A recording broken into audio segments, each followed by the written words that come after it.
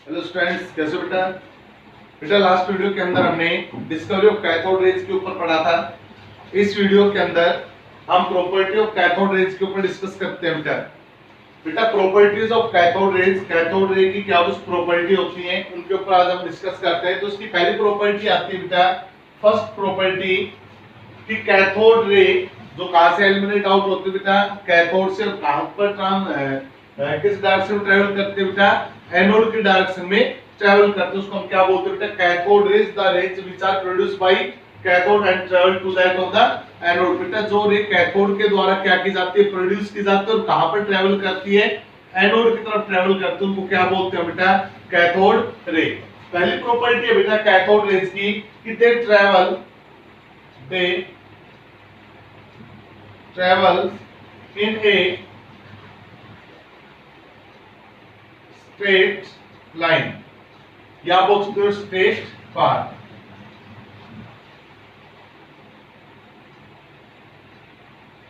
They travel in a straight path. पहली बात आती है बेटा कि जो आपकी कैथोड रेज होती है वो कैथोड रे किसमें चलती है बेटा, एक सीधी रेखा के अंदर चलती है, सीधे रास्ते के अंदर वो अपने पाथ क्या करती है, ट्रेवल करते हुए जाती है। तो सबसे पहली बात आती है बेटा कि cathode rays travel in a straight path. आज हम क्या पढ़ रहे हैं बेटा, हम पढ़ रहे हैं property of cathode rays, cathode raise की प्रॉपर्टी।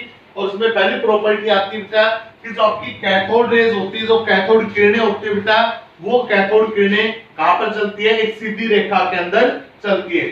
तो कहता है सर इसका वेरिफिकेशन अगर हम करना चाहें तो उसने बोला बेटा कि आप एक काम, इस ट्यूब के अंदर कोई भी एक ऑक्यूपाई ऑब्जेक्ट रख दो बेटा। इस ट्यूब के अंदर हमने क्या किया बेटा, कोई भी एक ऑक्यूपाई ऑब्जेक्ट रख दिया। ऑक्यूपाई ऑब्जेक्ट का मतलब अपारदर्शी कोई भी, हमने यहाँ पर क्या रख दिया बेटा, सबस्टेंस रखते हैं जिसके आर पार कोई भी चीज पास आउट ना हो सके। अब जैसे यहाँ से कैथोड रेज निकलती है बेटा, वो कैथोड रेज क्या करती है, जैसे इस ऑक्यूपाई ऑब्जेक्ट से आके टकराती है तो इस ऑक्यूपाई ऑब्जेक्ट की जो परछाई है वो कहां पर बना देती है बेटा, आपके एनोड पर बना देती है। इस ऑक्यूपाई ऑब्जेक्ट की जो परछाई है वो कहां पर बन जाती है बेटा, एनोड पर बन जाती है। तो हम कह सकते हैं कि जो आपकी कैथोड रेज है वो किसमें ट्रेवल करती है बेटा, एक स्ट्रेट लाइन के अंदर ट्रेवल करती है बेटा। तो फर्स्ट पॉइंट क्लियर बेटा कि कैथोड रे की फर्स्ट प्रॉपर्टी है कि they travel in a straight line, कि वो किसमें चलती है बेटा, एक सीधी रेखा के अंदर चलती है, एक सीधे रास्ते के अंदर वो चलती है। इसके वेरिफिकेशन के लिए हमने क्या बोला बेटा कि इस ट्यूब के अंदर हमने क्या रखा बेटा, कोई भी ऑक्यूपाई ऑब्जेक्ट रखा। तो जब कैथोड रेज ऑक्यूपाई ऑब्जेक्ट से आके टकराती है तो उसकी परछाई कहां पर बनाती है बेटा, opposite to the direction of cathode rays. Cathode rays के अपोजिट डायरेक्शन के अंदर उसकी क्या बनाती है बेटा, शैडो बनाती है, परछाई बनाती है। सेकंड पॉइंट आता है बेटा इसी के अंदर, जो आपका सेकंड पॉइंट है वो है बेटा कि ये जो रेज होती है, these rays are not visible. ये जो रेज होती है बेटा, ये रेज विजिबल नहीं होती कि ट्यूब के अंदर हमें बिल्कुल साफ नजर आएगा किस प्रकार से आपकी कैथोड रेज ट्रेवल करेगी, ये ऐसा कुछ नहीं है बेटा। These rays are not visible. ये रेज कैसी होती है बेटा, इनविजिबल होती है। अब कोई कहता है सर इसका फिर पता कैसे लगा ये रेज हमारे पास कैसी है, इनविजिबल है, फिर हमें कैसे पता लगा कि ये रेज वाकई में प्रोड्यूस हो भी रही है या नहीं हो रही। तो कल हमने इसकी डिस्कवरी में बात करी बेटा कि जो आपका एनोड होता है वो कैसा होता है बेटा, प्रीफोल्टेड होता है। जो आपका एनोड होता है वो कैसा होता है, प्रीफोल्टेड। प्रीफोल्टेड का मतलब क्या बेटा कि एनोड के अंदर क्या बने हुए हैं, बारीक बारीक होल बने हुए बेटा, छेद बने हुए हैं। अब जो भी रेज कैथोड से निकलती है और जब वो एनोड पे आके टकराएगी बेटा, तो एनोड के अंदर जो होल बने हुए हैं उन होल में से वो रे क्या होगी, पास होगी। और हमने क्या किया बेटा, एनोड के पीछे एक स्क्रीन लगा रखी है बेटा। एनोड के पीछे हमने क्या लगा रखी है बेटा, एक स्क्रीन लगा रखी है। ये स्क्रीन किसकी है बेटा, ये स्क्रीन हमने कल बताया था जिंक सल्फाइड की कोटेड स्क्रीन है बेटा। जो आपकी ट्यूब है एनोड के पीछे हमने किससे कोट कर रखी है बेटा, जिंक सल्फाइड से कोट कर रखी है। जैसे एनोड रे इस प्रीफोल्टेड कैथोड में से पास होगी तो वो कहां पे जाके टकराएगी बेटा, इस जिंक सल्फाइड की कोटेड जो फिल्म बनी हुई बेटा उस पे जाके टकराएगी। और जैसे ये उस जिंक सल्फाइड की स्क्रीन पर जाके टकराएगी तो आपको क्या नजर आएगी बेटा, एक ब्राइट स्पॉट नजर आएगी। तो जिसके आधार पर हम बता सकते हैं कि यहाँ से कोई पार्टिकल एलिमिनेट आउट हुआ होगा, रेज एलिमिनेट आउट हुई होगी जो एनोड से में एनोड के होल में से पास होकर कहां पे आके टकरा रही है बेटा, जिंक सल्फाइड की स्क्रीन पे आके टकरा रही है। तो हम बोल सकते हैं बेटा कि जो आपकी एनोड, जो आपकी कैथोड रेज होती है, ये कैथोड रेज क्या होती है बेटा, आपकी नॉन विजिबल होती है और इसकी जो प्रेजेंस है वो किसके द्वारा पता लगाते हैं बेटा, इसके फ्लोरोसेंट इफेक्ट के कारण पता लगाते हैं बेटा। थर्ड आते बेटा, तो इसका मतलब क्या बेटा, they produce the fluorescent effect, यानी कि ये क्या प्रोड्यूस करते हैं बेटा, जब ये स्क्रीन पे टकराते हैं तो एक ब्राइट स्पॉट प्रोड्यूस करते हैं, उसको हम क्या बोलते हैं बेटा, उसको हम बोलते हैं फ्लोरोसेंट इफेक्ट। क्या बोलते हैं बेटा उसे, हमें फ्लोरोसेंट इफेक्ट। तो सेकंड हो गया बेटा कि they have fluorescent effect, they have fluorescent effect. उनके पास कौन सा इफेक्ट हो गया बेटा, आपका फ्लोरोसेंट इफेक्ट हो गया। क्या होता है बेटा फ्लोरोसेंट इफेक्ट, कि जब कोई पार्टिकल किसी स्क्रीन से टकराता है तो क्या प्रोड्यूस करता है बेटा, कि ब्राइट स्पॉट, एक चमक प्रोड्यूस करता है, उसको क्या बोलते हैं हम, फ्लोरोसेंट इफेक्ट बोलते हैं बेटा। थर्ड आता है बेटा इसका मैकेनिकल इफेक्ट। थर्ड कौन सा इफेक्ट आ रहा है बेटा, इसका mechanical effect. It has mechanical effect, it has mechanical effect. अब कोई कहता है सर ये मैकेनिकल इफेक्ट कैसे है, अब ध्यान से सुनना। मैंने क्या किया बेटा, इस कैथोड रे के बीच में एक छोटा सा पैडल रख दिया बेटा। मैंने क्या किया, यहाँ पर एक पैडल रखा हुआ है बेटा। यहाँ पे मान लो ये आपके पास कोई भी एक पैडल था जो इस कैथोड रेज के रास्ते के अंदर क्या कर दिया गया बेटा, पैलेस कर दिया गया। अब जैसे कैथोड रे इस पैडल पे आके क्या करते हैं बेटा, स्ट्राइक करते हैं, जैसे आके इस पे टकराती है तो जो पैडल वो क्या करता है बेटा, रोटेट करना स्टार्ट कर देता है, जिसके आधार पर मैं बोल सकता हूँ बेटा कि इसके पास कौन सा इफेक्ट होता है, मैकेनिकल इफेक्ट होता है। और बेटा मैकेनिकल इफेक्ट है तो इसका नेचर कौन सा होगा, पार्टिकल नेचर होगा बेटा। कौन सा नेचर होगा बेटा, इसका पार्टिकल नेचर होगा बेटा। तो हम बोल सकते हैं बेटा कि जो आपकी कैथोड रे है ये कैसा नेचर रखती है बेटा, पार्टिकल नेचर भी रखती है बेटा। अब कोई आपसे पूछे कि how can you prove that the cathode ray can the particle nature, आप कैसे प्रूव करोगे कि कैथोड रेज के पास कौन सा नेचर बेटा, मटेरियल पार्टिकल नेचर, कैसे प्रूव करोगे, तो आप बोलोगे कि हमने क्या किया बेटा, कैथोड रे के रास्ते के अंदर किसको प्लेस किया, एक समान पैडल को प्लेस किया। जैसे कैथोड रे इस पैडल पे आके क्या करते हैं, स्ट्राइक करते हैं, तो पैडल क्या करता है बेटा, रोटेट करना स्टार्ट कर देता है, जिसके आधार पर हम बोल सकते हैं बेटा कि जो आपकी कैथोड रे उसके पास कौन सा नेचर प्रेजेंट है बेटा, पार्टिकल नेचर प्रेजेंट। और ये कौन सा इफेक्ट कहलाता है बेटा, ये कहलाता है उसका कौन सा, मैकेनिकल इफेक्ट। नेक्स्ट की बात करते हैं बेटा, अगर नेक्स्ट पॉइंट की बात करें तो नेक्स्ट पॉइंट आता है बेटा इसके ऊपर चार्ज की प्रेजेंस को लेकर। फोर्थ पॉइंट बेटा, अगर हम बात करें, हमने क्या यहाँ पर कोई फील्ड अप्लाई किया बेटा, फील्ड दो प्रकार के अप्लाई होंगे बेटा अपनी फिजिक्स और केमिस्ट्री के अंदर, या तो इलेक्ट्रिक फील्ड लगेगा या फिर कौन सा लगेगा, मैग्नेटिक फील्ड। जब बेटा हमने इस कैथोड रे पर ना ही तो इलेक्ट्रिक फील्ड लगा रखा है और ना ही हमने कोई मैग्नेटिक फील्ड लगा रखा है, जब दोनों फील्ड यहाँ पर क्या है आपके एब्सेंस है, तो आपकी कैथोड रेज किस में ट्रेवल कर रही है बेटा, एक स्ट्रेट लाइन में ट्रेवल कर रही है। ध्यान से सुनना कि जब आपकी कैथोड रेज के ऊपर जब ना ही तो इलेक्ट्रिक फील्ड अप्लाई किया हुआ है और ना ही कोई मैग्नेटिक फील्ड अप्लाई किया है, तो आपकी कैथोड रे किस में ट्रेवल करती है बेटा, एक स्ट्रेट लाइन में ट्रेवल करती है। अगर हम if we apply electric and magnetic field, अगर हम कौन सा फील्ड लगा दे बेटा, इलेक्ट्रिक या मैग्नेटिक फील्ड लगा दे, देन these rays deflected, तो ये जो रेज है बेटा ये क्या हो जाएंगी, डिफ्लेक्ट हो जाएंगी। यानी किसका मतलब क्या है बेटा, कि जो रेज सीधे रास्ते के अंदर चल रही थी वो इलेक्ट्रिक और मैग्नेटिक फील्ड लगाने की वजह से सीधी रेखा में नहीं चल पाएगी, किसी ना किसी इलेक्ट्रोड की तरफ क्या हो जाएगी बेटा, वो डेविएट हो जाएगी। अगर आपकी रे किसी इलेक्ट्रोड की तरफ डेविएट हो रही है तो इसका मतलब साफ है बेटा कि दिस रे कैरीज द सम चार्ज। इसका मतलब क्या है बेटा, इस रे पर क्या प्रेजेंट है, कोई ना कोई चार्ज जरूर प्रेजेंट है। अगर रे पर कोई भी चार्ज प्रेजेंट नहीं होता तो इलेक्ट्रिक और मैग्नेटिक फील्ड का इन रेज पर कोई भी असर नहीं होता। पहले भी स्ट्रेट लाइन में चल रही थी और इलेक्ट्रिक और मैग्नेटिक फील्ड लगाने के बाद भी ये किस में चलती बेटा, स्ट्रेट लाइन में चलती। लेकिन जब हमने इसके ऊपर बोला कि जब हमने इस पर इलेक्ट्रिक फील्ड या इस पर मैग्नेटिक फील्ड हमने अप्लाई किया तो इलेक्ट्रिक और मैग्नेटिक फील्ड लगने के कारण ये अपने वे से क्या होगी बेटा, डिफ्लेक्ट होगी। और डिफ्लेक्ट कब होगी बेटा,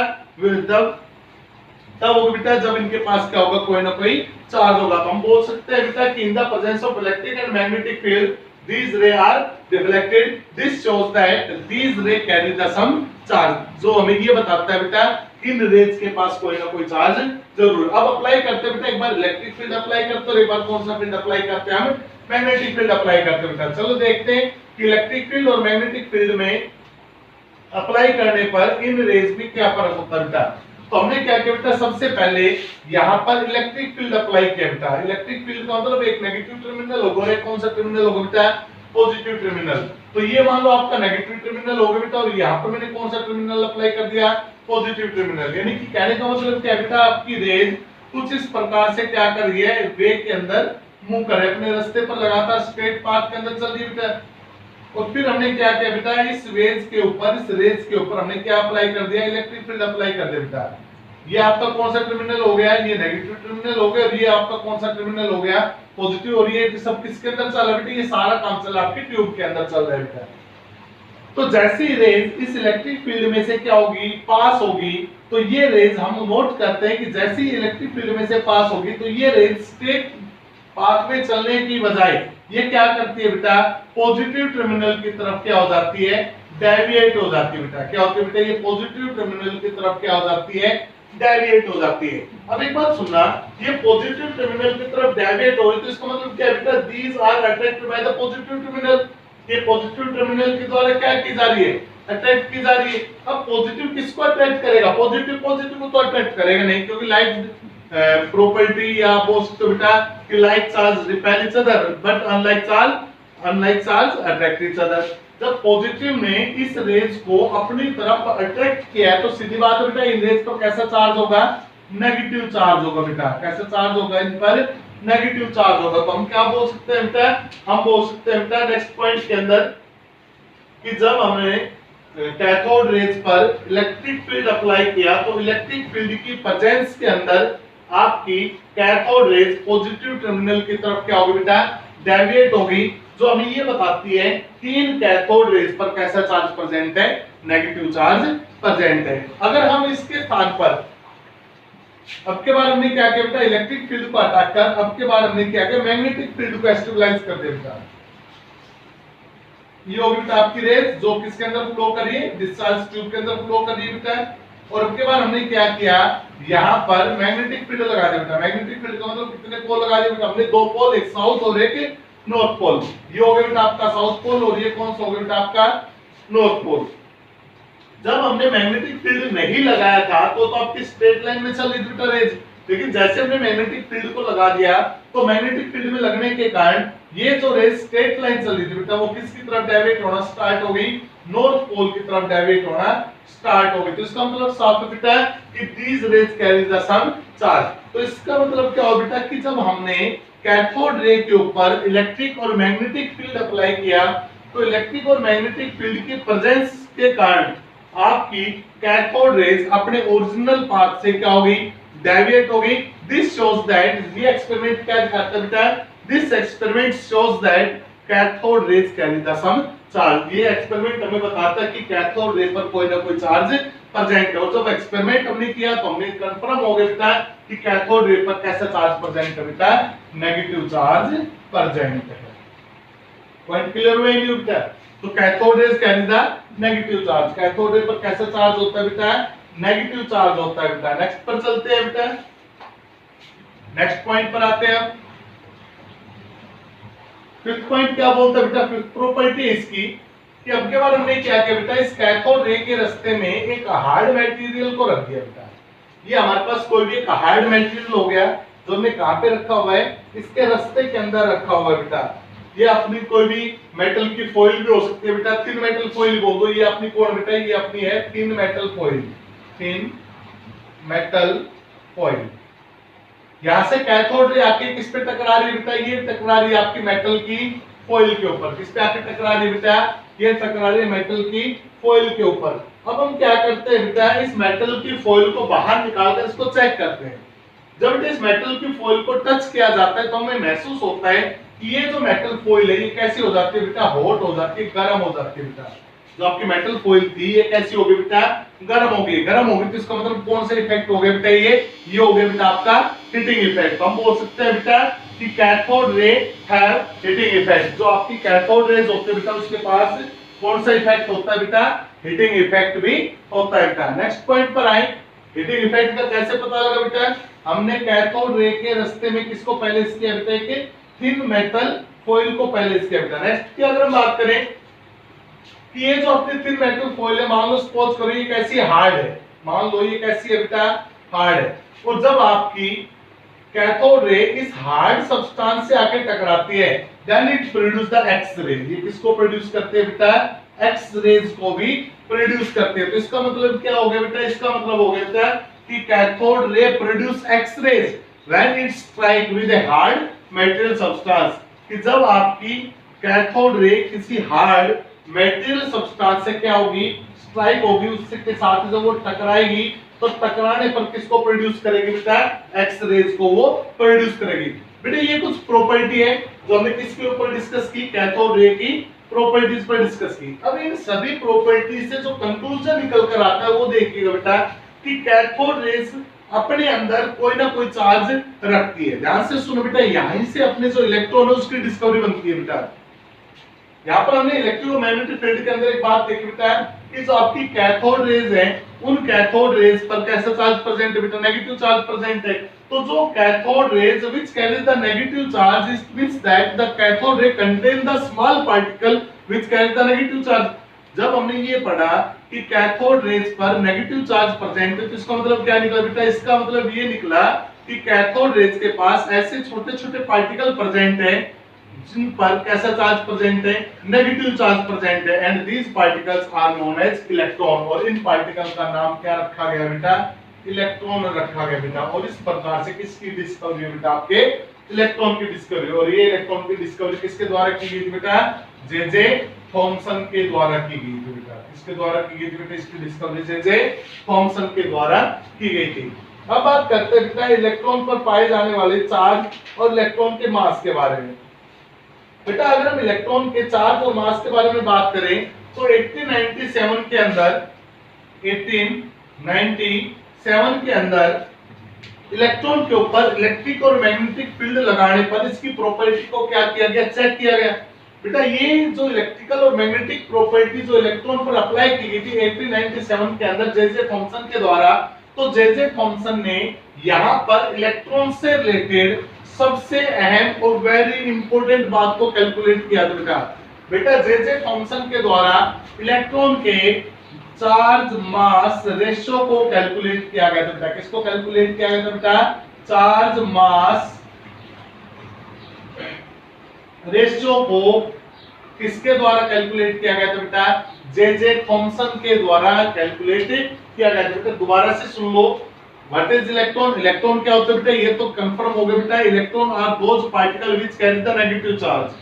इलेक्ट्रॉन क्या होता है बेटा? इलेक्ट्रॉन आपके वो पार्टिकल होते हैं बेटा जिन पार्टिकल पर कैसा चार्ज प्रेजेंट होता है? नेगेटिव चार्ज प्रेजेंट होता है। वो क्या कहलाते हैं बेटा? आपके इलेक्ट्रॉन। अब बात करते हैं इलेक्ट्रॉन पर प्रेजेंट कितना चार्ज है, इलेक्ट्रॉन पर कितना चार्ज प्रेजेंट होता है, उसके साथ साथ इलेक्ट्रॉन का मास कितना है। इसके बारे में अगर हम बात करें तो इसकी पहली जो डिस्कवरी थी बेटा वो 1897 के अंदर जे थॉमसन के द्वारा स्टार्ट की गई बेटा। और जे थॉमसन ने इलेक्ट्रॉन से related very most important point को एक्सप्लेन किया था बेटा, जिसका नाम क्या है?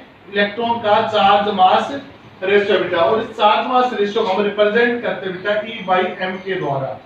किसके द्वारा रिप्रेजेंट होता है बेटा? ये E/m के द्वारा इसको हम रिप्रेजेंट करते हैं। E कोड होता है बेटा चार्ज और m कोड होता है बेटा इलेक्ट्रॉन का मास होता है बेटा। ये जो कंप्लीट एक्सपेरिमेंट है, ये कंप्लीट एक्सपेरिमेंट इलेक्ट्रिक और मैग्नेटिक फील्ड के सेटअप के अंदर किया गया। और जब ये कंप्लीट एक्सपेरिमेंट किया तो हमारे पास जो रिजल्ट आया बेटा वो आया आपका कि E/m वो होता है बेटा 1.75 into 10⁻11 कूलम पर kg।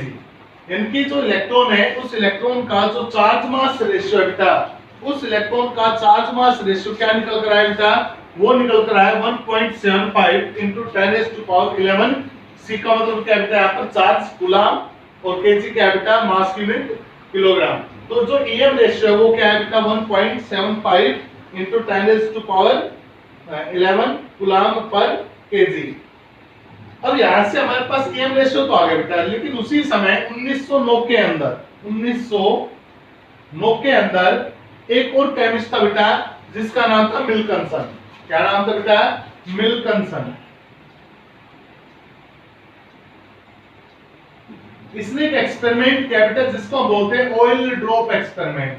क्या बोलते हैं बेटा? ऑयल ड्रॉप एक्सपेरिमेंट बोलते हैं बेटा।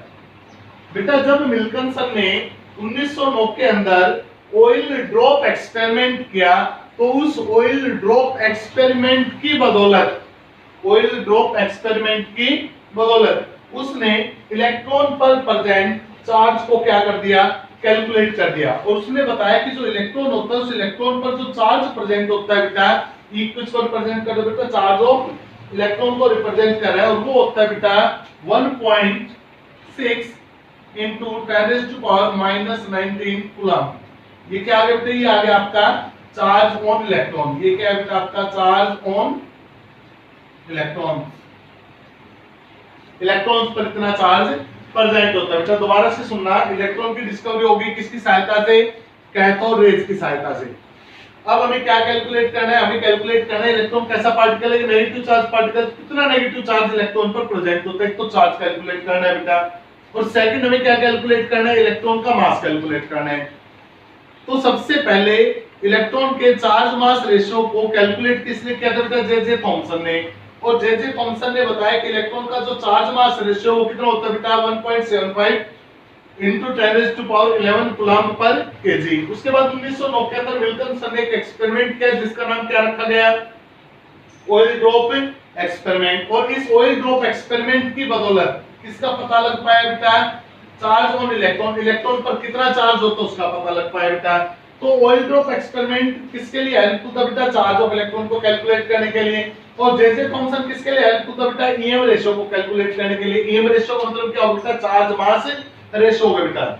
अब एक बात ध्यान से सुनना बेटा कि जो आपका चार्ज मास रेशियो होता है ये हमेशा फिक्स होता है बेटा। इलेक्ट्रॉन के रिस्पेक्ट में, इलेक्ट्रॉन के रिस्पेक्ट में जो आपका ईएम रेशियो होगा वो हमेशा क्या रहेगा? सेम रहेगा। चाहे इस एक्सपेरिमेंट के अंदर चाहे आप इलेक्ट्रोड को चेंज कर लो, चाहे आप गैस को चेंज कर लो, ईएम रेशियो की वैल्यू क्या रहेगी? हमेशा सेम रहेगी।